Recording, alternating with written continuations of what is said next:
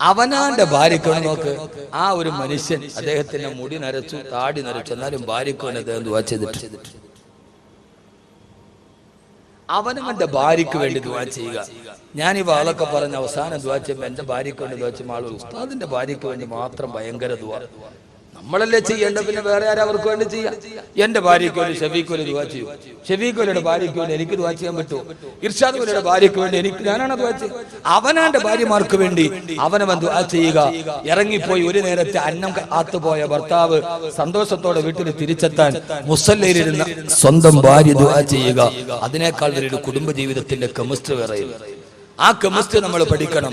റസൂലുള്ളാഹി സ്വല്ലല്ലാഹു അലൈഹി വസല്ലമയോട് ആയിഷ റളിയല്ലാഹു തആല അൻഹ പറഞ്ഞു അത്രേ, നബിയേ എനിക്ക് വേണ്ടി നിങ്ങൾ ദുആ ചെയ്യാറുണ്ടോ? ഒന്ന് ദുആ ചെയ്യ് നബി. ഹബീബായ നബി തങ്ങൾ ഒരു ദുആ ചെയ്തു. അതൊരു രസകരമായ ദുആയാണ്. മുത്തുനബിയുടെ ജീവിതം ഒരു വല്ലാത്ത രസകരമായ ദുആ ചെയ്തു. എന്താ ദുആ എന്നറിയോ നബിയേ? യാ റസൂലല്ലാഹ്, അങ്ങ് ദുആ ചെയ്തപ്പോൾ ആകാശത്ത് നിന്നും മഴ പോലും വർഷിപ്പിച്ചിട്ടുണ്ടല്ലോ നബിയേ. അങ്ങയെ കാത്തി കുടിലിരിക്കുന്ന പാവപ്പെട്ട ആയിഷയ്ക്ക് വേണ്ടി അങ്ങ് ദുആ ചെയ്യുമോ യാ റസൂലല്ലാഹ്? ഇത് പറഞ്ഞു തരേണ്ട താമസം ഹബീബായ നബി സല്ലല്ലാഹു അലൈഹി വസല്ലമ ആകാശത്തേക്ക് കൈകളിയെത്തിയിട്ട് ദുആ ചെയ്തു. അല്ലാഹുവേ, അല്ലാഹുമ്മ ഗഫിർ ലി ആയിഷ മാ തഖദ്ദമതു വമാ തഅഖറതു വമാ അഅലൻതു വമാ അസ്ററതു. അല്ലാഹുവേ, എന്റെ പ്രിയപ്പെട്ട ആയിഷക്ക് നീ പുറത്തു കൊടുക്കണേ അല്ലാഹ്. മാ തഖദ്ദമതു, ഇതിനു മുമ്പും അവൾ എന്നോട് പല കാര്യങ്ങളും ചെയ്തിട്ടുണ്ട്. ഇനി അവളുടെ സ്വഭാവം വെച്ച് ഇനി അവൾ ഇതേപോലെ പലതും എന്നോട് ചെയ്യാനുമുണ്ട്. അവൾ ചെയ്തതും ഇനി എന്നോട് ചെയ്യാനുള്ളതും അവൾ രഹസ്യമായി എന്നോട് ചെയ്തതും പരസ്യമായി ചെയ്തതെല്ലാം നീ പുറത്തു കൊടുക്കണേ അല്ലാഹ്. ഹബീബായ നബി തങ്ങളുടെ രസകരമായ ദുആയാണ്. പെണ്ണല്ലേ, ഇപ്പൊ ദുആ ചെയ്താലും അവളുടെ സ്വഭാവം വെച്ച് വീണ്ടും അവൾ പലതും എന്നോട് ചെയ്യാനിരിക്കുന്നുണ്ട്. ചെയ്തതും ചെയ്യാനിരിക്കുന്നതെല്ലാം എന്റെ പാവപ്പെട്ട ആയിഷക്ക് നീ പുറത്തു കൊടുക്കണേ അല്ലാഹ്. ഇത് കേട്ട ആയിഷ റളിയല്ലാഹു തആല ഈ ദുആ കേട്ട് പൊട്ടിച്ചിരിക്കാൻ തുടങ്ങി. ചിരിച്ച് ചിരിച്ച് ആയിഷ റളിയല്ലാഹു തആല അവിടെ ഇരുന്ന് കൊണ്ട് പൊട്ടിച്ചിരിക്കുകയാ. നമ്മളൊക്കെ പറയുമല്ല തലതല്ലി ചിരിക്കുന്നു എന്ന് നാടൻ ഭാഷ പോലെ ഇമാമിനെ തിർമിദി റളിയല്ലാഹു അൻഹു ഹദീസ് റിവായത്ത് ചെയ്യുന്നുണ്ട്. മഹാനായ അബൂ ഈസ തിർമിദി റളിയല്ലാഹു തആല രേഖപ്പെടുത്തുകയാ, തന്റെ പ്രിയപ്പെട്ട ഭർത്താവ് തനിക്ക് വേണ്ടി ചെയ്ത ദുആ കേട്ട് ആ ആയിഷ റളിയല്ലാഹു തആല ചിരിച്ച് ചിരിച്ച് അവസാനം തലതല്ലി തിരിച്ച് ഹത്താ സകസത റഅസുഹാ ഫീ ഹുജറിൻ നബിയിൽ മുസ്തഫ സല്ലല്ലാഹു അലൈഹി വസല്ലമ. ആയിഷ റളിയല്ലാഹു തആലയുടെ തല പോയി ഹബീബായ നബിയുടെ മടിത്തട്ടിൽ ഇടിക്കുന്നത് വരെ ആ മടിയിലെ പോലെ ചിരിച്ച് ചിരിച്ച് ചിരിച്ച് തളർന്ന് തന്റെ തല അല്ലാഹുവിന്റെ റസൂലിന്റെ മടിയിൽ ചേർത്ത് വെച്ച് കിടന്നുപോയി. ആയിഷ റളിയല്ലാഹു തആലയുടെ ചിരി കണ്ടപ്പോ ഹബീബായ റസൂലുള്ളാഹി സ്വല്ലല്ലാഹു അലൈഹി വസല്ലം ചോദിച്ചു അത്രേ, ആയിഷ അയസറുകി ദുആരി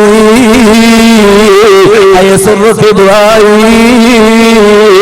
എന്റെ ദുആ നിന്നെ ഇത്രയേറെ സന്തോഷിപ്പിച്ചു ആയിഷ, ഇത്രയേറെ സന്തോഷിപ്പിച്ചു ആയിഷ.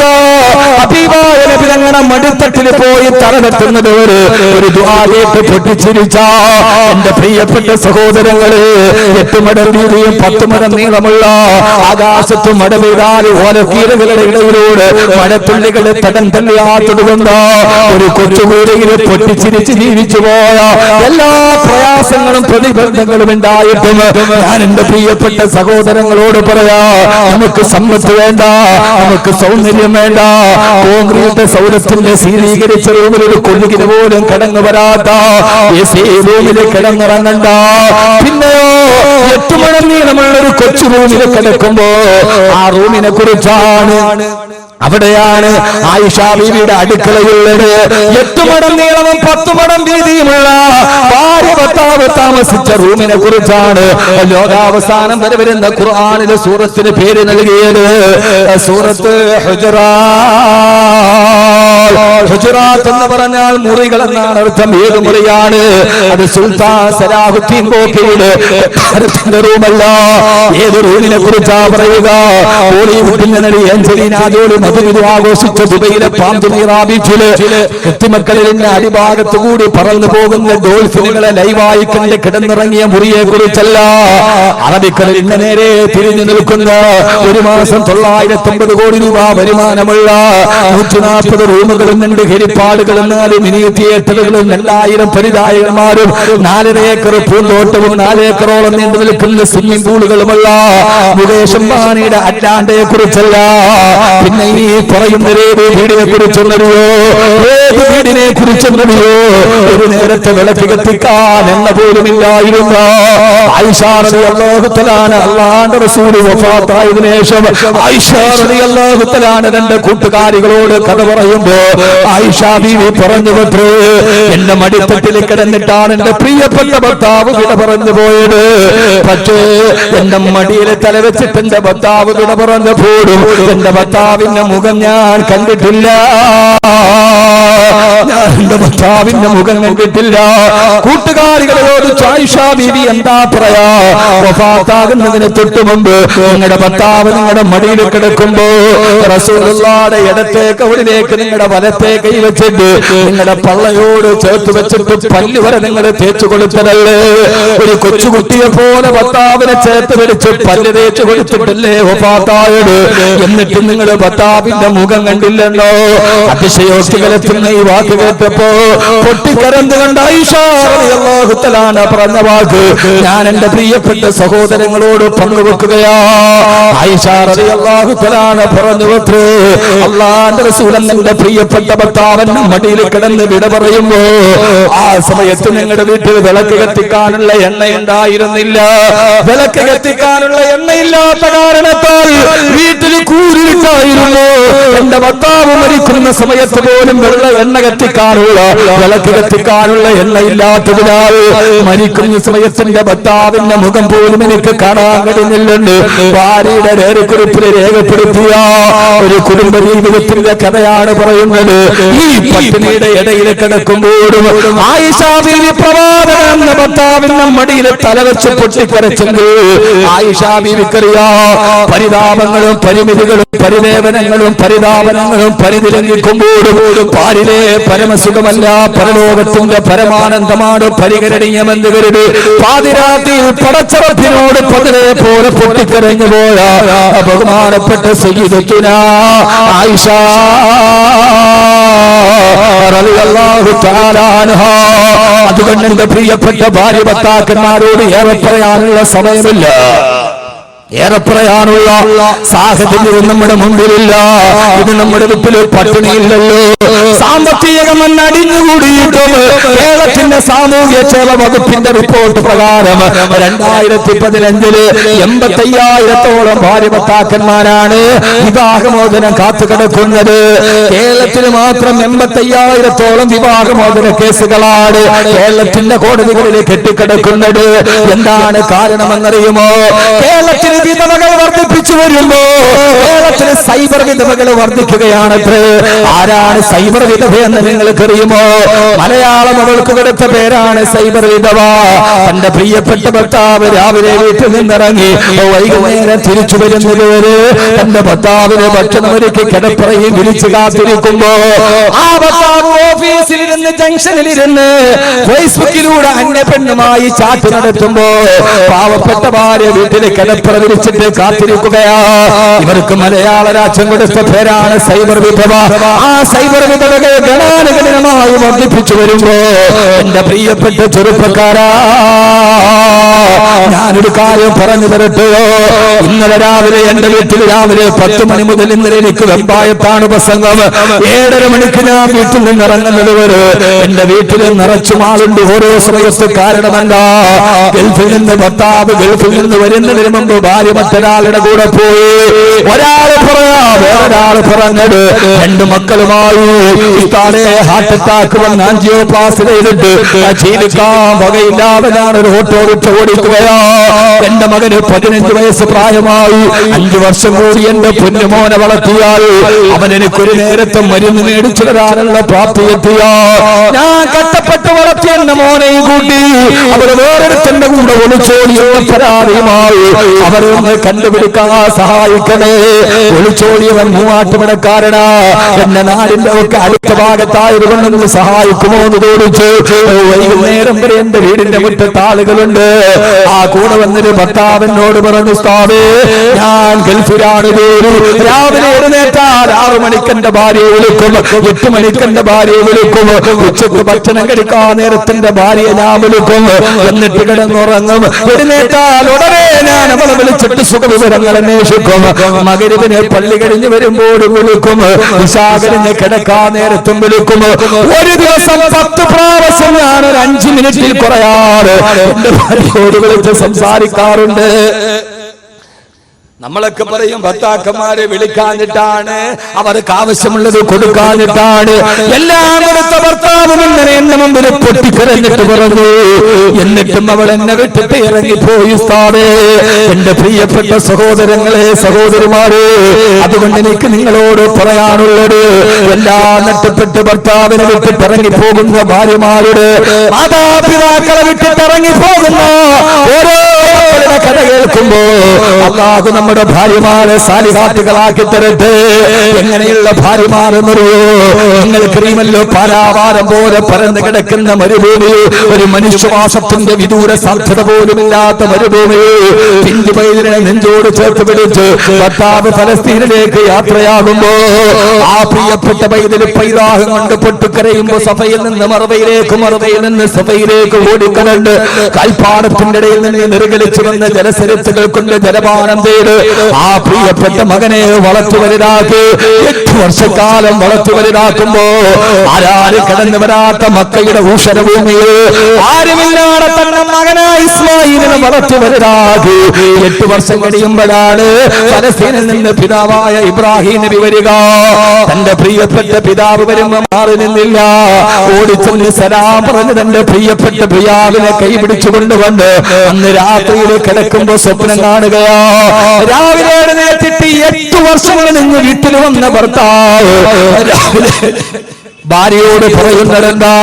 മോളെ ഹാജറ, നിന്റെ മകനായ ഇസ്മായിലിനെ ബലി കൊടുക്കാൻ അല്ലാഹു പറഞ്ഞിരിക്കുന്നു. ഹാജറ, കേട്ടുപഴകിയ ചരിത്രത്തിന്റെ പിന്നാമ്പുറത്തേക്ക് നിങ്ങളെ ഞാൻ മാടി വിളിക്കുകയാ. സഹോദരങ്ങള്, ആ സമയത്ത് നിലവിളിച്ചില്ല, വളർത്തിയതിന്റെ കണക്ക് പറഞ്ഞില്ല. നിങ്ങൾ എവിടെയെങ്കിലും പോയി കിടന്നപ്പോ ഞാനാണ് വളർത്തിയതെന്ന് പരാതിയും കണക്കും പറഞ്ഞില്ല. അള്ള പറഞ്ഞതാണെന്ന് പറഞ്ഞ് എന്റെ പ്രിയപ്പെട്ട മകനെ പിതാവിന്റെ കയ്യിൽ ഏൽപ്പിച്ച് വാതിൽപ്പടയിൽ ചാടി നിൽക്കുമ്പോ ഒരു കൈയിൽ മൂർച്ച കൂടിയ പിച്ചാത്തിയും മറുകയിൽ പൊന്നുമോന്റെ കയ്യും പിടിച്ചുകൊണ്ട് ഭർത്താവ് പാറക്കെട്ടിലേക്ക് പോകുമ്പോ വാതിൽപ്പടിയിൽ ചാടി നിന്ന് പൊട്ടിക്കരഞ്ഞില്ല, തലയിൽ കൈവച്ച് ശപിച്ചുമില്ല. ആരോടുകൂടി തന്റെ ഭർത്താവിനെയും മകനെയും ഹാജരാകു പാറപ്പുറത്ത് മലത്ത് കിടത്തിക്കിട്ട് മകനായ ഇസ്മായിലിന്റെ കടത്തിലേക്ക് മൂർച്ചയുള്ള കത്ത് ചേർത്ത് വെക്കുമ്പോ ആ പൊന്നുമോൻ വാപ്പാ അറുക്കല്ല വാപ്പ, എന്തേ മോനെ എന്നെ മുഖത്തിന് നേരെ നോക്കിയിട്ട് വാപ്പാക്കന്റെ കരുത്തിറക്കാൻ കഴിയില്ല, അതുകൊണ്ട് എന്നെ കമഴ്ത്തി കിടത്തണേ വാപ്പാ. രണ്ടാമതെന്റെ കയ്യും കാലും കെട്ടിയിട്ട് എന്നെ അറുക്കാവൂ. എന്തേ മോനെ എന്റെ കരുത്തിറത്തിട്ട് എന്റെ ശരീരത്തിൽ നിന്ന് രക്തം ചീറ്റിച്ചെടുക്കുമ്പോ വാപ്പാടെ പൊന്നുമോൻ ഉപ്പാന്റെ മുന്നിൽ കിടന്ന് കൈകാലിട്ടടിച്ച് പിടയുമ്പോ എന്റെ ഉപ്പാക്ക് പിന്നെ പൂർണ്ണമായി തറുക്കാ കഴിയില്ല. ഉപ്പാ പാതി വഴിയിൽ എന്റെ കരച്ചിലും പിടച്ചിലും കണ്ടിട്ട് വാപ്പയെങ്ങാനും ഇതിൽ നിന്ന് പിന്മാറിയാൽ എനിക്കും ഉപ്പാക്കും ഉമ്മാക്കും സ്വർഗത്തിലെത്താ കഴിയില്ലല്ലോ ഉപ്പാ. എന്റെ കൈകാലുകള് വെട്ടിവരിഞ്ഞിട്ടേ അറുക്കാവൂ ഉപ്പാ. മൂന്നാമത് പാറക്കെട്ടിൽ എല്ലാത്തിനും മനന്ന് കിടന്നിട്ട് പറഞ്ഞു അത്രേ, ഉപ്പാ ഞാൻ മരിച്ചാൽ എന്റെ രക്തം പുരണ്ട കുപ്പായം എന്റെ ഉമ്മയെ കാണിക്കരുത്. എന്റെ ഉമ്മ 8 വർഷക്കാലം മരുഭൂമിയുടെ വിജനതയിൽ ആരുമില്ലാതെ താലോലിച്ചു വളർത്തിയ എന്റെ ഉമ്മാക്കത് സഹിക്കാൻ എന്റെ പ്രിയപ്പെട്ട സഹോദരങ്ങളോട് 8 വർഷം കഴിഞ്ഞ് തിരിച്ചു വരുമ്പോ കടുത്തിനെത്തിക്കെടുത്ത് ഉപ്പാനോട് സ്നേഹത്തോടെ പറയുന്നൊരു മകനെ ഇബ്രാഹിം നബിക്ക് സംഭാവന ചെയ്ത കഥാപാത്രമേതാ? ആ കഥാപാത്രമാണ് ബീവി ഹാജറ റളിയല്ലാഹു തആല അൻഹാ. മരുഭൂമിയിൽ നിന്നുകൊണ്ട് മകനെ വളർത്തുമ്പോ ഓരോ സമയത്തും ഭക്ഷണം വിളമ്പി കൊടുക്കുമ്പോ, പൊന്നുമോനെ ഇസ്മായില്, നിന്റെ വാപ്പയായ ഇബ്രാഹിം ഫലസ്തീനിലേക്ക് പോയത് നമ്മളെ ഇട്ടേച്ച് പോയതല്ല, അല്ലാഹുവിന്റെ തൃപ്തിക്ക് വേണ്ടി പോയതാണ്, പടച്ചറപ്പിന്റെ ദീനിന് വേണ്ടി പോയതാണ്.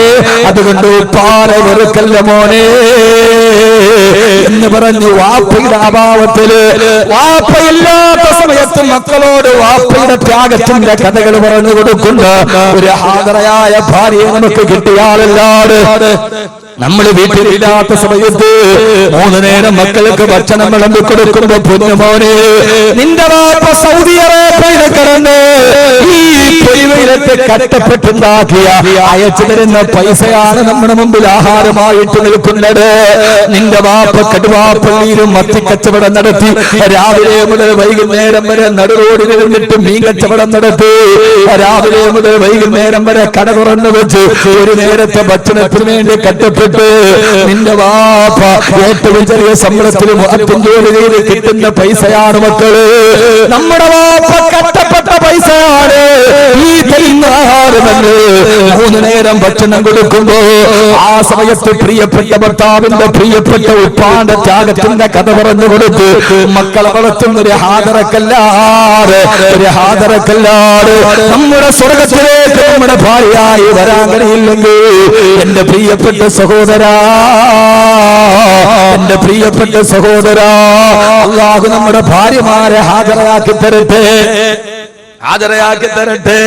അതുകൊണ്ടാണ് അല്ലാഹുവിന്റെ റസൂൽ നബി മുഹമ്മദ് മുസ്തഫ സല്ലല്ലാഹു അലൈഹി വസല്ലം പറഞ്ഞത്, ഇയ്യാകും വഹലറാഉദ്ദമി, നിങ്ങളെയും ഹലറാഉദ്ദമിനെയും നിങ്ങൾ സൂക്ഷിച്ചുകൊള്ളണേ.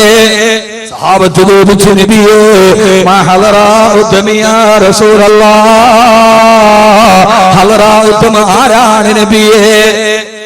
അല്ലാഹു നമ്മുടെ ഭാര്യമാരെ ഹാജരാക്കി തരട്ടെ. വാപ്പയില്ലാത്ത സമയത്ത് സമയം നമുക്ക് പോകാൻ ഉണ്ടോ? ഇല്ല. അവനാൻ ഇതുകൊണ്ടെങ്കിലും നന്നാവട്ടെ എന്ന് കരുതുന്ന ഒരാശ്വാസത്തിന്റെ വാളാണിത്. ഇനി ഇതൊക്കെ പറഞ്ഞിട്ട് കാര്യമുള്ള സഹോദരങ്ങളെ, തെറ്റ് ചെയ്യരുത് എന്ന് പറയാൻ കഴിയുന്ന ഒരു സാഹചര്യം നമ്മുടെ മുമ്പിലില്ല. വളരെ ഗൗരവമായി ചിന്തിക്കണം. ഞാനൊരു കാലഘട്ടത്തിന്റെ പ്രഭാഷണമാണ് നിർവഹിക്കുന്നത്. നിങ്ങൾ വ്യഭിചരിക്കരുത് എന്ന് പറയാൻ കഴിയുന്ന ഒരു സാഹചര്യം നമ്മുടെ മുമ്പിലില്ല. കാരണം കൈ തൊട്ടാൽ വ്യഭിചാരമാണ്, കണ്ണ് തുറന്നാൽ വ്യഭിചാരമാണ്.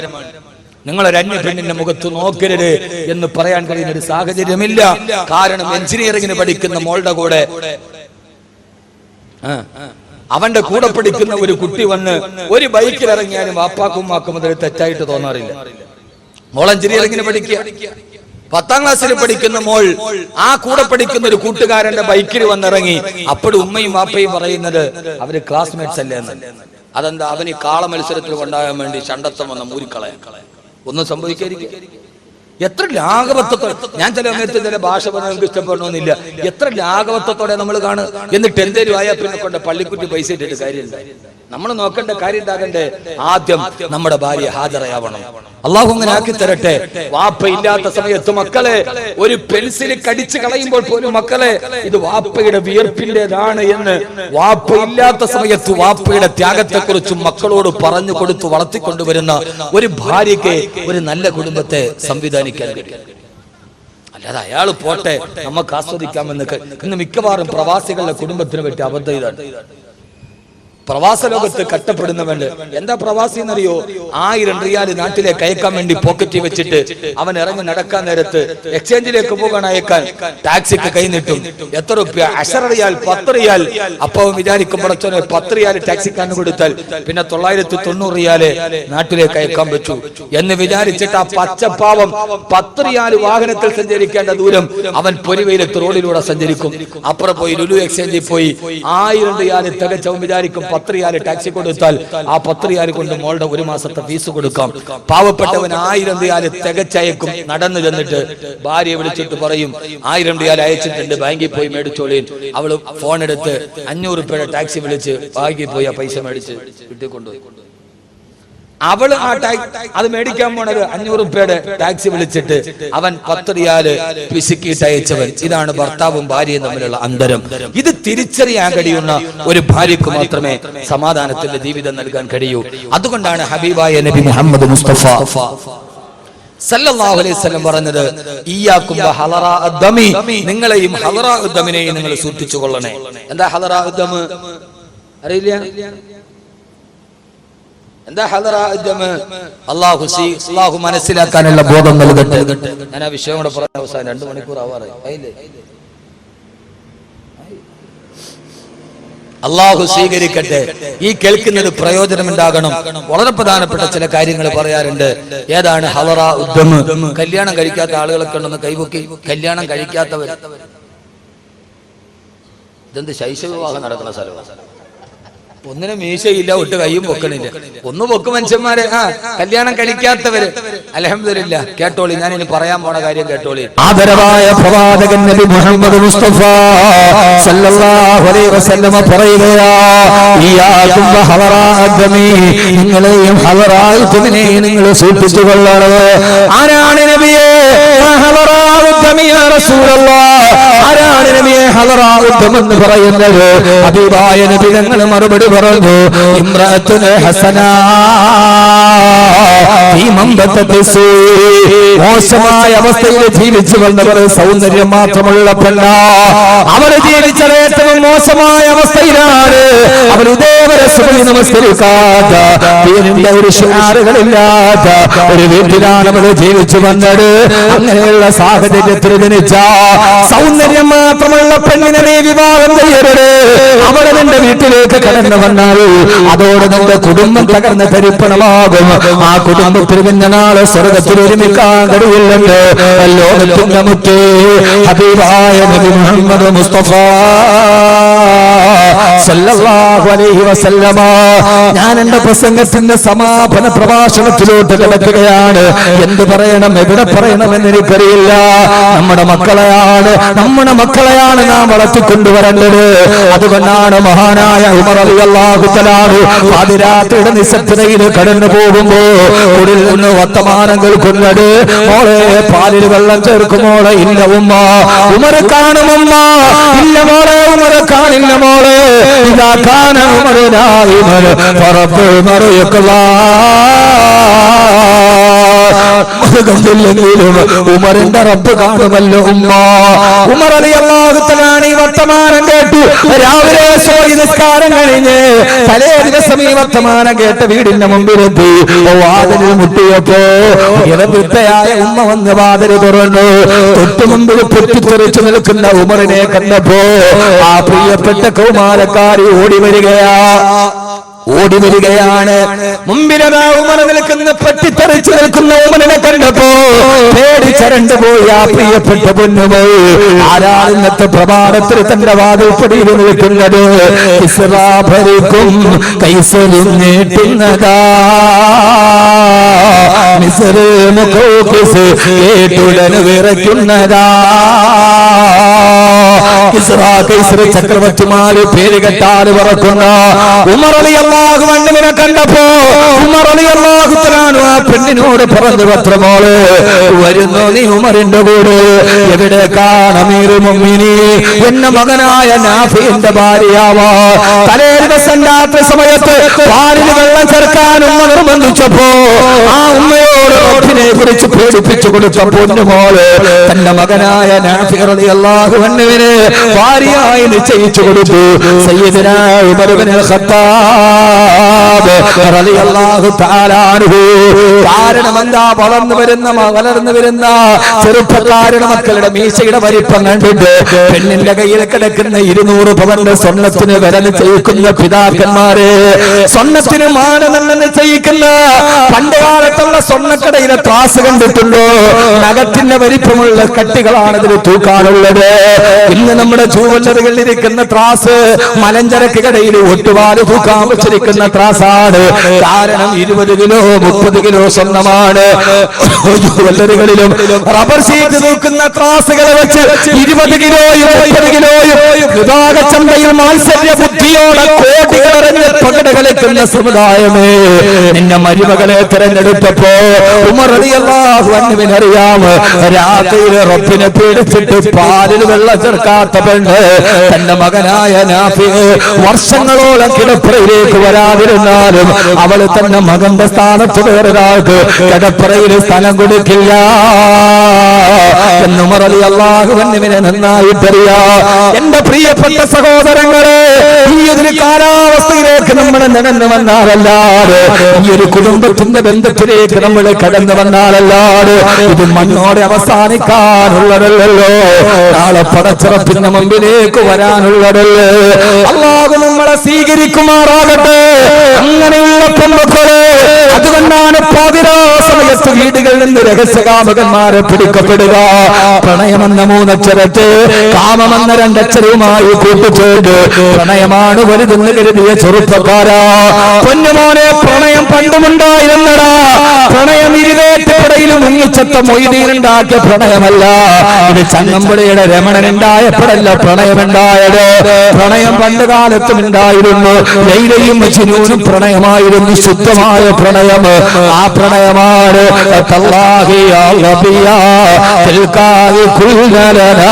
ലൈലായ മിൻ കുന്നാം ലൈലാമിനൽ ബശരീ.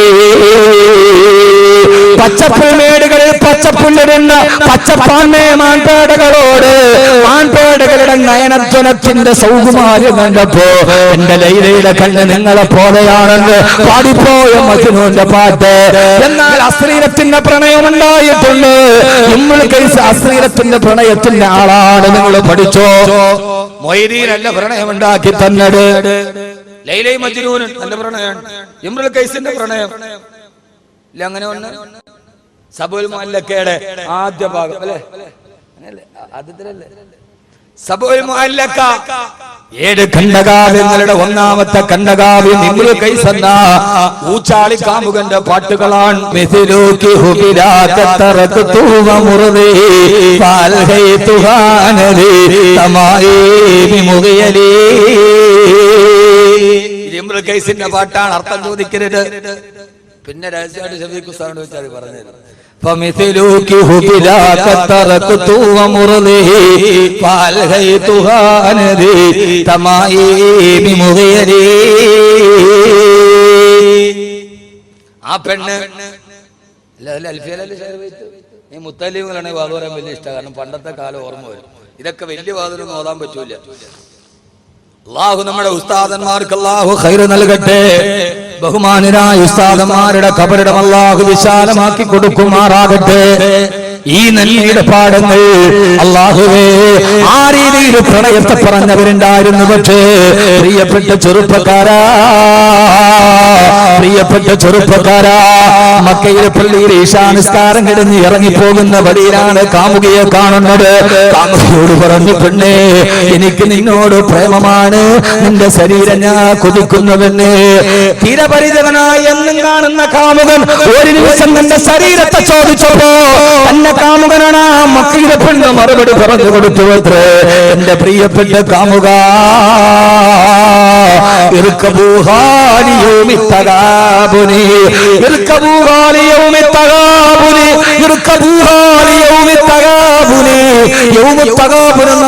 പേരിട്ട് വെച്ച എല്ലാവരെയും പരലോകത്ത് ഒരുമിച്ച് കൂട്ടുന്ന മഹിഷറയിൽ ഈ പ്രണയം നമുക്ക് 2 പേർക്ക് പ്രയോജനം ചെയ്യുമെന്ന് ആ പ്രണയത്തിന് ഞാൻ തയ്യാറാണ്. ചെറുപ്പക്കാരാ, മഹിഷറയിലെ കുറ്റം കിട്ടുന്നതാണെങ്കിൽ ഞാനില്ലെന്ന് പറഞ്ഞ കാമുകയുണ്ടായിരുന്നു ചരിത്രത്തിൽ. എല്ലാ പ്രേമമെന്ന് ധരിച്ച, എല്ലാ കാമമെന്ന് ധരിച്ച ജനിച്ച മങ്ങളോട് പോലും പണ്ട് പറയാറുണ്ട്, പെണ്ണ് പ്രായബുദ്ധിയായാൽ അച്ഛനുറക്കമില്ല. ഇന്ന് കാലം മാറി, അച്ഛനുണ്ടെങ്കിൽ പെണ്ണിനുറക്കമില്ല. അപ്പുറത്തെ റൂമിൽ കിടക്കുന്ന പ്രായബുദ്ധിയായ പെണ്ണ് വാതിൽ കുറ്റിയിടാതെ കിടക്കാൻ പേടിയാണ്. അത് കള്ള് കച്ചവടക്കാരനെ പേടിച്ചിട്ടല്ല, അപ്പുറത്ത് കിടക്കുന്ന ജന്മം നൽകിയ പിതാവിനെ പേടിച്ചിട്ട്. ഒരു പൊന്നുമോൾക്ക് ജീവിക്കാൻ കഴിയാത്ത അവസ്ഥയിൽ വരുമ്പോ മലയാളത്തിന്റെ ഒരു ആധുനിക കവിയുണ്ട് സത്താറാദൂർ. അദ്ദേഹത്തിന്റെ 2 വരി കവിത ഞാൻ പറഞ്ഞു തരാം. അദ്ദേഹം പറയുകയാണ്, പാതിരാത്രിയിൽ തന്നെ മാനം കവരാൻ മലന്ന് നെഞ്ചിലേക്ക് വീഴുന്നവനെ കണ്ടപ്പോ പൊന്നുമോൾ രക്ഷയ്ക്ക് വേണ്ടി അച്ഛാ എന്ന് നിലവിളിക്കാൻ വായ തുറന്നപ്പോഴാണ് വെളിച്ചട്ടവര് കണ്ടത് തന്നെ മാനം കവരാൻ വരുന്നത് തന്റെ അച്ഛനാണെന്ന്. ഇനി അവൾ ആരെയാണ് വിളിക്കുക?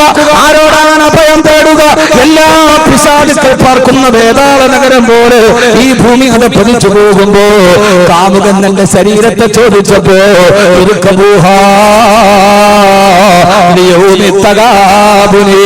നാളെ പരലോകത്ത് നമുക്ക് ഇതുകൊണ്ട് പ്രയോജനമുണ്ടെങ്കിൽ ഞാനതിന് തയ്യാറാണെന്ന് പറയുന്ന വഴിയരികിൽ കാണുന്ന കാമുകനോട് മഹിഷറെ കുറിച്ച് പറഞ്ഞു കൊടുക്കുന്ന തന്റെ ശരീരത്തിൽ തൊടാൻ വരുന്നവനോട് ഇല്ല ഇല്ല ഇത് പരലോകത്തേക്കാണെങ്കിൽ ഞാനുണ്ടെന്ന് പറയാൻ കഴിയുന്ന ഒരു ഭാര്യക്കും മക്കൾക്കുമാണ്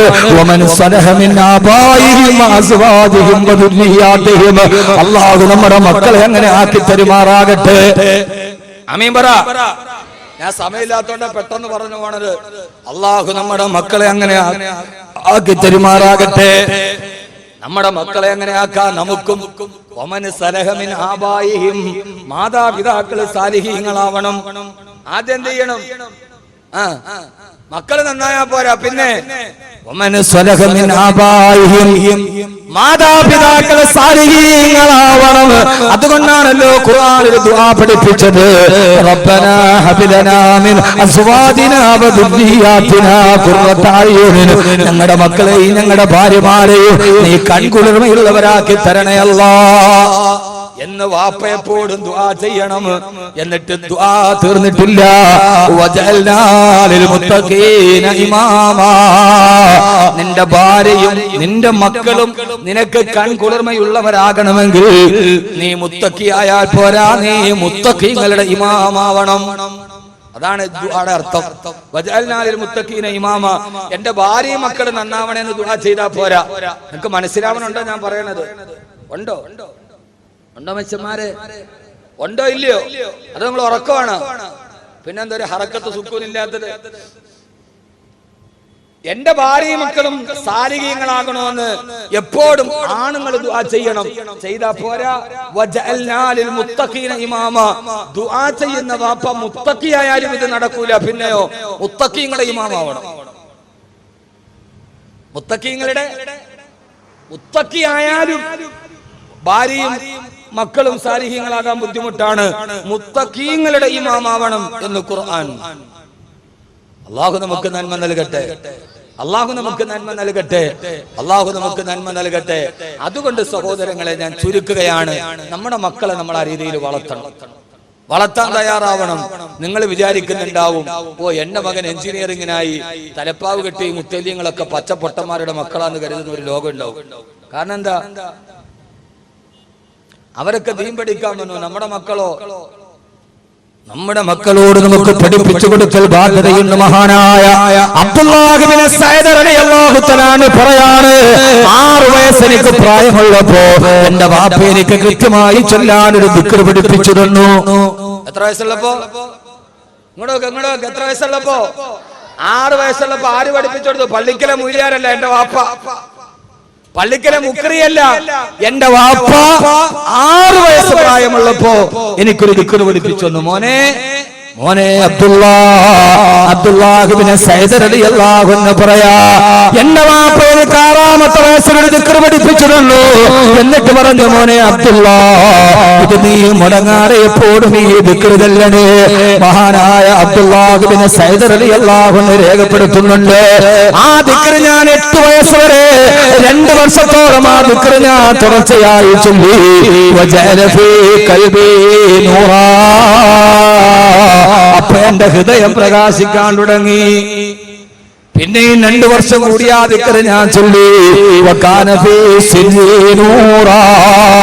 അപ്പൊ എന്റെ ആത്മാവിന് പ്രകാശം ഉണ്ടാവാൻ തുടങ്ങി. 10 വയസ്സായപ്പോ ആ പെണ്ണുമോന്റെ ഹൃദയവും റൂഹും പ്രകാശിക്കാൻ തുടങ്ങി. ഇനി എങ്ങനെയാണ് അവനോട് ഹിന്ദു പെണ്ണിനെ വിളിച്ചിട്ട് വീട്ടിലേക്ക് വരിക? അങ്ങനെ പ്രകാശിച്ച ഒരു പെണ്ണെങ്ങനെയാണ് വേറൊരുത്തന്റെ കൈ പിടിച്ചിട്ട് ഇറങ്ങി പോവുക? എങ്ങനെയാണ് അവൾക്ക് ആ പാഠം മറക്കാൻ കഴിയുക? അവളുടെ ഹൃദയത്തിൽ നൂറായല്ലോ. ഹൃദയത്തിൽ നൂറില്ലാത്തത് കൊണ്ടാണ് മദീനയിൽ താമസിച്ചിട്ട് മുനാഫിക്കീങ്ങളെ നരകത്തിൽ പോയത്.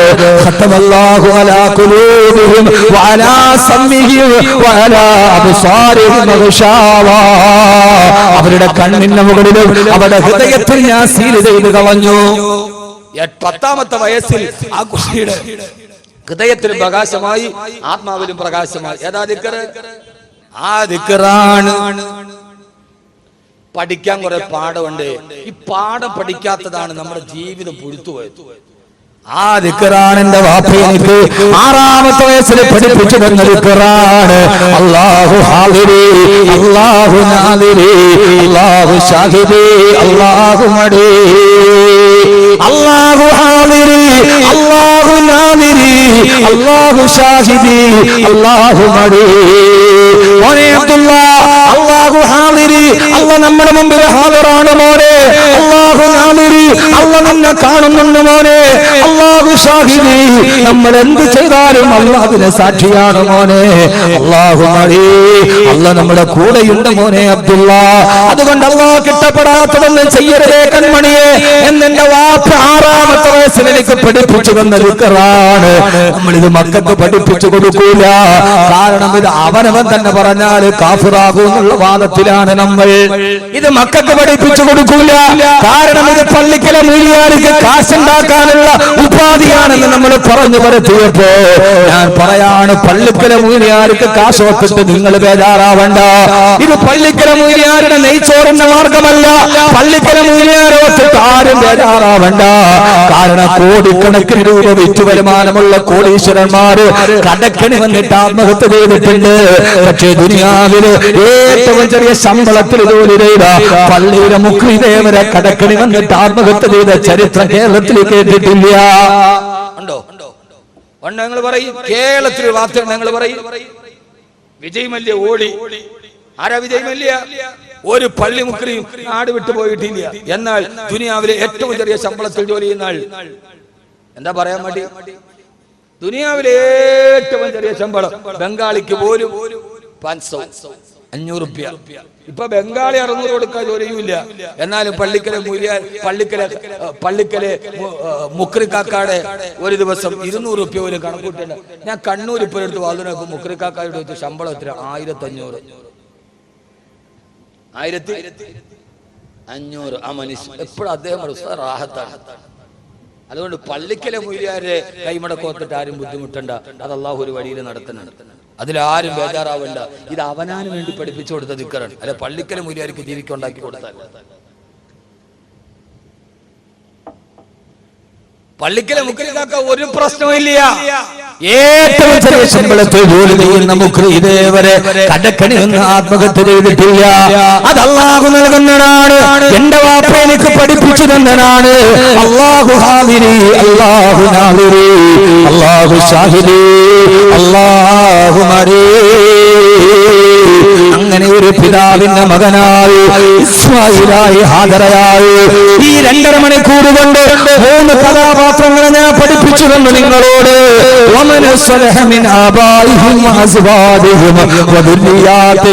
മാതാപിതാക്കൾ അതാണ് ഹാജറ റളിയല്ലാഹു അൻഹ, വഅസ്വാദിഹിം അതാണ് ആയിഷ റളിയല്ലാഹു അൻഹ, വദുരിയാത്തിഹിം നമ്മുടെ മക്കൾ അതാണ് അബ്ദുല്ലാഹി ഇബ്നു സഈദ് റളിയല്ലാഹു അൻഹു. സ്വർഗ്ഗത്തിന്റെ ഏതൻ തോട്ടത്തിൽ ഒരുമിച്ച് കൂടുന്ന സ്വർഗ്ഗ കുടുംബത്തിന്റെ റോൾ മോഡലാണ് പഠിപ്പിച്ചു തന്നത്. അല്ലാഹുവേ, അല്ലാഹുവേ, വാപ്പയോട് സ്നേഹമുള്ള മക്കളായി കൊയിലാണ്ടിയുടെ കല്യാണ പന്തലിൽ നിന്ന് വരൻ വരുന്നതിന് 1 മണിക്കൂർ മുമ്പ് ഒരു പെണ്ണിനെങ്ങനെയാണ് ഇറങ്ങിപ്പോവാൻ കഴിയുക? കട്ടപ്പെട്ട് വളർത്തിയ വാപ്പാടെ കണ്ണുനീരെങ്ങനെയാണ് മറക്കാൻ കഴിയുക? എന്റെ മോനെ, നീ അനുഭവിക്കുന്ന തണല് അത് നിന്റെ വാപ്പ അനുഭവിച്ച വെയിലാണെന്ന് കരുതി മരിച്ചിട്ട് മണ്ണിന്റെ അടിയിലേക്ക് വഴിയിലേക്ക് പോയാലും നാളെ സ്വർഗത്തിൽ ഞങ്ങൾക്ക് ഒരുമിച്ച് കൂടാൻ കഴിയുമല്ലോ. നിങ്ങളുടെ വാപ്പ ഞങ്ങൾക്ക് നഷ്ടപ്പെട്ടു പോയി, ഉമ്മയെ സ്നേഹിച്ചു കൊതിരിട്ടില്ല, ഉമ്മയും നഷ്ടപ്പെട്ടു പോയി, ഉമ്മയും നഷ്ടപ്പെട്ടു പോയി. അല്ലാഹുവേ അല്ലാഹുവേ, എത്രയെത്ര മക്കളാണ് സ്നേഹിച്ചു കൊതിരിയുന്നതിന് മുമ്പേ വിട പറഞ്ഞു പോയത്. ഇവർക്കെല്ലാം ഒരുമിച്ച് കൂടാൻ കഴിയുന്നൊരു സ്ഥലമുണ്ട്.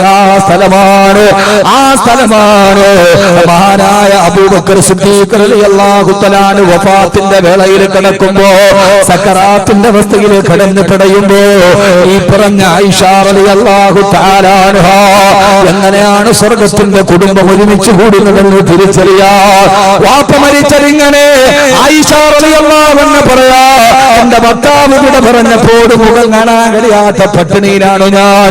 എന്റെ വാപ്പ വിട പറഞ്ഞപ്പോഴോ ആ ഒരു കുടുംബത്തോട് നമുക്ക് സമാപനം കൊടുക്കാം. ആയിഷ റളിയല്ലാഹു അൻഹയുടെ പ്രിയപ്പെട്ട ഉപ്പ അബൂബക്കർ റളിയല്ലാഹു തആല വഫാത്തിന്റെ വേളയിലാണ്, സക്കറാത്തിന്റെ വേദനയിൽ വന്നപ്പോ ആയിഷ റളിയല്ലാഹു തആല പൊന്നുമോളോടി വന്നു. വാപ്പാന്റെ അടുക്കൽ നിന്നിട്ട് പറഞ്ഞു, വാപ്പാ അങ്ങ് ഈ ലോകത്തിൽ നിന്ന് വിട പറഞ്ഞു പോയാൽ അങ്ങേക്ക് പകരം വെക്കാൻ ഇനി ആരുമില്ലല്ലോ ഉപ്പാ എന്ന് ദുഃഖത്തോടെ പറയവേ സക്കറാത്തിന്റെ വേദനയിൽ കിടന്നിട്ട് അബൂബക്കർ റളിയല്ലാഹു തആല പറഞ്ഞു, പൊന്നുമോളെ ആയിഷ, അന്ന് 20 വയസ്സാണ് ആയിഷ ബീവിയുടെ പ്രായം. അങ്ങനെ അല്ലല്ലോ മോളെ പറയേണ്ടത്. അബൂബക്കർ റളിയല്ലാഹു അൻഹുവിന്റെ പ്രായം 63 വയസ്സാണ്. മുത്തുനബിയുടെ അതേ പ്രായത്തിലാണ് അബൂബക്കർ റളിയല്ലാഹു അൻഹു വഫാത്താകുന്നത്. ആ സ്നേഹത്തിന്റെ നിദാനം പോലെ വഫാത്താകുന്നതിന് തൊട്ടു മുമ്പ് റസൂലുള്ളാഹി സ്വല്ലല്ലാഹു അലൈഹി വസല്ലം അലിയെ കണ്ടു. അലിയേ, നീ എങ്ങാനും എന്നെ അടുത്ത് വന്നില്ലായിരുന്നുവെങ്കിൽ എന്റെ മകൾക്ക് ഏറ്റവും നല്ല ഭർത്താവിനെ കിട്ടുമായിരുന്നില്ലല്ലോ അലിയേ. വഫാത്തിന്റെ തൊട്ടു മുമ്പുള്ള വേളയിലാണ് ഉസ്മാൻ റളിയല്ലാഹു അൻഹുവിനെ കണ്ടു. ഉസ്മാനേ, ഉസ്മാനേ, എന്റെ പൊന്നുമോള് സൈനബിനെ നിനക്ക് ഞാൻ വിവാഹം ചെയ്തു തന്നു. അവള് മരിച്ചുപോയി. രണ്ടാമത്തെ മോളെ നിനക്ക് ഞാൻ വിവാഹം ചെയ്തു തന്നു. ഇനിയും എനിക്കൊരു മോള് കൂടി ഉണ്ടായിരുന്നെങ്കിൽ ഞാൻ നിനക്ക് വിവാഹം ചെയ്ത് തരുമായിരുന്നു. അലി റളിയല്ലാഹു അൻഹുവിനെ സമാശ്വസിപ്പിച്ചു. ഉസ്മാൻ റളിയല്ലാഹു അൻഹുവിനോട് കഥ പറഞ്ഞു. അപ്പോഴാണ് ഇടത് ഭാഗത്ത് ഉമർ റളിയല്ലാഹു അൻഹു, വലത് ഭാഗത്ത് അബൂബക്കർ റളിയല്ലാഹു അൻഹു അവരുടെ നടുവിൽ നിന്നിട്ട് അവരുടെ ഇരു ചുമലുകളിലേക്ക് തന്റെ റിസാലത്തിന്റെ ഇരു കരങ്ങൾ എടുത്തു വെച്ചിട്ട് ഉറക്കെ പറഞ്ഞു, ഉമറേ, അബൂബക്കറേ, വഹകദാ യദ്ഖുലു സാലിസാനി ഫിൽ ജന്ന, വഹകദാ യദ്ഖുലു സാലിസാനി ഫിൽ ജന്ന. ഇങ്ങനെയാണ് നമ്മൾ 3 പേര് സ്വർഗ്ഗത്തിൽ നിൽക്കുന്നത് അബൂബക്കറേ. അതുകൊണ്ടാണ് റൗളയിലും അങ്ങനെ തന്നെ കിടന്നുറങ്ങുന്നത്. സ്വർഗ്ഗത്തിൽ എങ്ങനെയാണോ ഒരുമിച്ച് കൂടുന്നത് അതേപോലെ റൗളയിലും ഒരുമിച്ച് കൂടി. മരണത്തിലും അങ്ങനെ തന്നെ. ഇതാണ് സ്നേഹത്തിന്റെ വസന്തമെന്ന് ലോകത്തോട് പഠിപ്പിച്ചു തന്ന മുത്തുനബിയെ സലാം സലാം. 63-ാമത്തെ വയസ്സിലാണ് അബൂബക്കർ റളിയല്ലാഹു തആല വഫാത്താകുന്നത്. 20 വയസ്സുകാരി പൊന്നുമോൾ ആയിഷ ബീവി വന്നിട്ട്, എന്റെ ഉപ്പ പോയാൽ ഇനി പകരമാരുമില്ലല്ലോ ഉപ്പ. അപ്പോഴാണ് അബൂബക്കർ റളിയല്ലാഹു തആല പറഞ്ഞു കൊടുത്തത്, അങ്ങനെയല്ലല്ലോ മോളെ പറയേണ്ടത്, അങ്ങനെ പറയാനല്ലല്ലോ അല്ലാഹു പറഞ്ഞത്. വജാഅത് സക്റത്തുൽ മൗതി ബിൽ ഹഖ് ദാലിക മാ കുൻത മിൻഹു തഹീബ്. അതല്ലേ അല്ലാഹു പറഞ്ഞു തന്നത്. വജാഅത് സക്റത്തുൽ മൗതി ബിൽ ഹഖ്, മരണം സുനിശ്ചിതമായി വന്നെത്തി. ദാലിക മാ കുൻത മിൻഹു തഹീബ്. നീ ഓടിയൊളിച്ച മരണം നിന്റെ മുമ്പിലെത്തിയല്ലോ. അങ്ങനെയല്ല പറയേണ്ടത്. സക്കറാത്തിന്റെ വേദനയിൽ പറയാൻ തുടങ്ങി. ആ സമയത്ത് ആയിഷ റളിയല്ലാഹു തആല വീണ്ടും കണ്ണീരോടെ ഉപ്പാന്റെ ിരുന്ന് പറഞ്ഞു കൊത്രേ. ഭർത്താവിന്റെ വഫാത്തിനും ആയിഷ ബീവി സാക്ഷിയാണ്. തന്റെ പ്രിയപ്പെട്ട ഉപ്പ വിട പറയുമ്പോൾ തൊട്ടുചാരത്തി പൊന്നുമോളുണ്ട്. സൗഭാഗ്യവതിയേ ആയിഷ. ആയിഷ ബീവി റളിയല്ലാഹു അൻഹ തന്റെ ഉപ്പാന്റെ മുമ്പിൽ നിന്നിട്ട് പറയാൻ തുടങ്ങി, വാബിയലു യുസ്തസ്കൽ ഗമാമു ബിവജ്ഹിഹി ഫിമാലുൽ യതാമാ ഇസ്മത്തുൽ ലിൽ അറാമിലി വാപ്പ വിട പറയുന്ന നേരത്ത് പൊട്ടിക്കരഞ്ഞു കണ്ട ആയിഷ റളിയല്ലാഹു അൻഹ പറഞ്ഞു അത്രേ വഅബിയലു യുസ്തസ്കൽ ഗമാമൂദു വജഹി അങ്ങേ തവസ്സുലാക്കി ദുആ ചെയ്തപ്പെടുന്ന പിതാവേ ആകാശത്ത് നിന്നും മഴയുണ്ടായത് ഹിമാലുൽ യതാമ അങ്ങ് ജീവിച്ചിരുന്നപ്പോൾ നിങ്ങളുടെ വാപ്പ അനാഥകളുടെ സംരക്ഷകനായിരുന്നുവല്ലോ ഇസ്മത്തുൽ ലിൽ അറാമിലി എന്റെ ഉപ്പ അങ്ങത്ര വിധവകൾക്ക് മുതൽക്കൂട്ടായി മാറി എന്റെ ഉപ്പ പോവുകയാണല്ലോ. അപ്പൊ സക്കറാത്തിൽ കിടന്ന അബൂബക്കർ റളിയല്ലാഹു അൻഹു പറഞ്ഞു മോളെ അതെന്നെ കുറിച്ച് പറയേണ്ടതല്ല. ഫദാക റസൂലുള്ളാഹ് അത് നിന്റെ ഭർത്താവിനെ കുറിച്ച് പറയേണ്ടതാണ് മോളെ. ഇതാണ് കുടുംബം, ഇതാണ് സ്വർഗത്തിലെ കുടുംബം. ഇത് നിന്റെ ഭർത്താവിനെ കുറിച്ച് പാടേണ്ടതാണ്, ഇത് നിന്റെ ഉപ്പയെ കുറിച്ച് പാടേണ്ടതല്ല. എന്റെ ഉപ്പ ജീവിച്ചിരുന്നപ്പോ അഗതികളുടെ സംരക്ഷകനായിരുന്നുവല്ലോ, അനാഥകളുടെ സനാഥനായിരുന്നുവല്ലോ, അഗതികളുടെ ആരംഭമായിരുന്നല്ലോ. ഇല്ല മോളെ നിന്റെ ഉപ്പയല്ല, ഇത് നിന്റെ ഭർത്താവിനെ കുറിച്ച് പാടേണ്ടതാണ്. ഫദാക റസൂലുള്ളാഹ് അത് അല്ലാഹുവിന്റെ റസൂലിനെ കുറിച്ച് പറയേണ്ടതാ. എന്നിട്ട് പറഞ്ഞു മോളെ ആയിഷ വാപ്പാടെ മുഖവും ഒന്ന് മൂടാണ് ഒരു വെള്ളത്തുണി എടുത്തുകൊണ്ടുവാ മോളെ. വാപ്പ സക്കറാത്തിൽ നിലവിളിക്കുമ്പോ വാപ്പാടെ മുഖവും ഉടലും മൂടാണ് ഒരു തുണി എടുക്കാൻ 20 വയസ്സുകാരി പൊന്നുമോളോടി അടുത്തു നിന്ന സഹാബത്തിന് മനസ്സിലായി സക്കറാത്തിന്റെ വേദനയിലാണ്. സഹാബത്ത് ചോദിച്ചു അമീറുൽ മുഅ്മിനീൻ ഖദ് ജാഅ ഇലൈക തബീബ് ഞങ്ങളൊരു വൈദ്യനെ വിളിച്ചു കൊണ്ടുവരട്ടെ, രോഗം കലശലാകുന്നുവല്ലോ, ഒരു വൈദ്യനെ ഞങ്ങൾ വിളിച്ചു കൊണ്ടുവരട്ടെ. അബൂബക്കർ റളിയല്ലാഹു അൻഹു പറഞ്ഞു വേണ്ട വൈദ്യൻ വന്നെന്നെ പരിശോധിച്ചിട്ട് തിരിച്ചു പോയതേയുള്ളൂ. ഒരു വൈദ്യൻ വന്നിരുന്നു, ആ വൈദ്യൻ എന്നെ പരിശോധിച്ചിട്ട് തിരിച്ചുപോയി. സഹാബത്ത് ചോദിച്ചു പരിശോധന കഴിഞ്ഞ് വൈദ്യൻ പോയോ? പരിശോധിച്ചിട്ട് വൈദ്യൻ എന്താണ് പറഞ്ഞിരുന്നത്? മഹാനായ അബൂബക്കർ റളിയല്ലാഹു തആല പറഞ്ഞു അത്രേ എന്നെ പരിശോധിച്ച വൈദ്യൻ പോകാൻ നേരത്തെ എന്നോട് പറഞ്ഞു അന ഫആലുൽ ലിമാ ഉരീദ് നീ എന്റെ അടുക്കലേക്കാണ് വരുന്നത്, നിന്നെ ഞാൻ എനിക്കിഷ്ടമുള്ളത് ചെയ്യുമെന്ന് എന്റെ വൈദ്യൻ എന്നോട് പറഞ്ഞു തന്നിട്ടുണ്ടെന്ന് മഹാനായ അബൂബക്കർ റളിയല്ലാഹു അൻഹു. ആ സമയത്ത് ആയിഷ ബീവി വെള്ളത്തുണിയുമായി ഓടി വന്നു, വാപ്പാടെ മുഖവും ശരീരവും മൂടി. പെട്ടെന്ന് സഹാബത്ത് ചോദിച്ചു മഹാനവറുകളെ നിങ്ങൾ വിട പറയുകയാണല്ലോ, ഔസുനിയാ അമീറുൽ മുഅ്മിനീൻ ഞങ്ങളോടൊരു വസിയത്ത് പറഞ്ഞിട്ട് പിരിഞ്ഞു പോണേ. ആ സമയത്താണ് മഹാനായ അബൂബക്കർ റളിയല്ലാഹു അൻഹു പറഞ്ഞത് വഖദ് ഫതഹല്ലാഹു അലൈക്കുമുദ് ദുനിയാ അല്ലാഹു നിങ്ങൾക്ക് ദുനിയാവ് വിശാലമാക്കി തരും. പക്ഷേ നിങ്ങൾ ലാ തൻസൂ ഹഖല്ലാഹ് അപ്പോഴും അല്ലാഹുവിനോടുള്ള ഹക്കിനെ നിങ്ങൾ മറന്നു പോകരുത്. ഇത് പറഞ്ഞു അശ്ഹദു അല്ലാ ഇലാഹ ഇല്ലല്ലാഹ് വഅശ്ഹദു അന്ന മുഹമ്മദർ റസൂലുള്ളാഹ്. മഹദിയായ ആയിഷ റളിയല്ലാഹു തആല മുഖത്തെ തുണിയെടുത്ത് നോക്കുമ്പോ മഹാനായ അബൂബക്കർ റളിയല്ലാഹു അൻഹു വഫാത്തായിരുന്നു. സഹോദരങ്ങളെ ഇതാണ് സ്വർഗ്ഗത്തിലെ കുടുംബം. ഭർത്താവ് മരിച്ചപ്പോ ആയിഷ ബീവിയുടെ മടിയിൽ തലവെച്ച് വാപ്പ മരിച്ചപ്പോ മോളുടെ ചാരത്ത് നിന്ന് തന്റെ പ്രിയപ്പെട്ട മക്കളോട് സലാം പറയുന്ന മരിച്ചുപോയ ഫാത്തിമ റളിയല്ലാഹു അൻഹയെ പോലെ അല്ലാഹുവേ